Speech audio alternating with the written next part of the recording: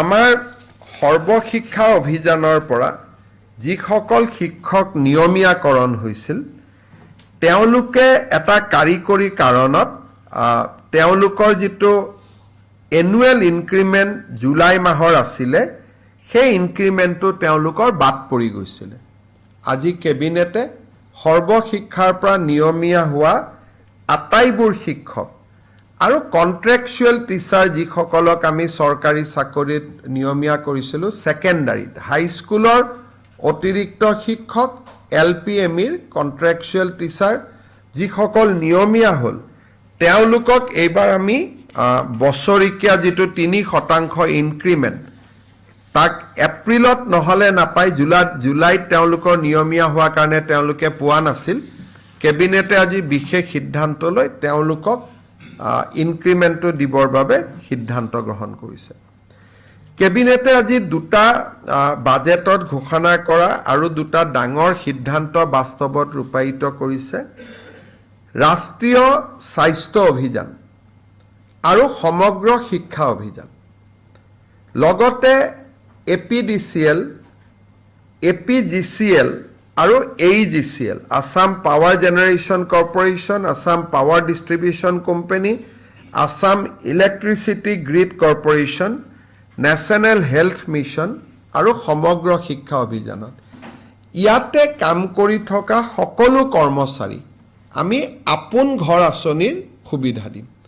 অৰ্থাৎ ৰাজ্য চৰকাৰৰ কৰ্মচাৰীয়ে যেনেকে আপোন ঘৰ আঁচনিৰ সুবিধা পায় এতিয়াৰ পৰা ৰাষ্ট্ৰীয় স্বাস্থ্য অভিযান, সমগ্ৰ শিক্ষা অভিযান আৰু অসম ৰাজ্যিক বিদ্যুৎ পৰিষদৰ তিনিওটা কোম্পানীয়ে এই আপোন ঘৰৰ সুবিধা পাব।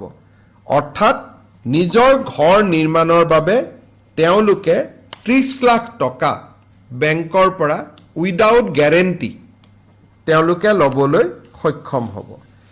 ঠিক তেনেধৰণে এই কৰ্মচাৰীসকলক আমি আপোন বাহন আঁচনিৰ সুবিধা দিবৰ বাবে সিদ্ধান্ত লৈছোঁ। আপোন ঘৰ আৰু আপোন বাহন।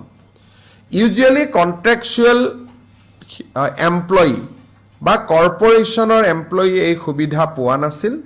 মই ভাবোঁ যে এই সিদ্ধান্তই ৰাষ্ট্ৰীয় স্বাস্থ্য অভিযান, সমগ্ৰ শিক্ষা অভিযানত আৰু শক্তি বিভাগৰ সৈতে জড়িত কৰ্পোৰেশ্যন কেইটাৰ কৰ্মচাৰীসকলক যথেষ্ট উৎসাহ যোগাব।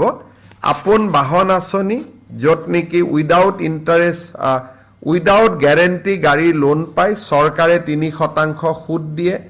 আপোন ঘৰতো নতুন ঘৰ বনাব, ফ্লেট কিনিব, 30 লাখ টকাৰ লোন পায় আৰু 1% ইণ্টাৰেষ্ট চৰকাৰে দিয়ে।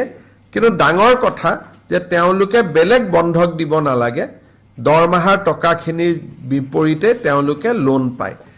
ইমান দিনে ৰাজ্য চৰকাৰৰ কৰ্মচাৰীসকলে পাই আছিল। এতিয়াৰ পৰা SSA, NHM বাকি তিনিটা কৰ্পোৰেশ্যনো পাব। নিশ্চিতভাৱে তেওঁলোকৰ এইটো এটা তেওঁলোকৰ বাবে যথেষ্ট আশাৰ বাতৰি।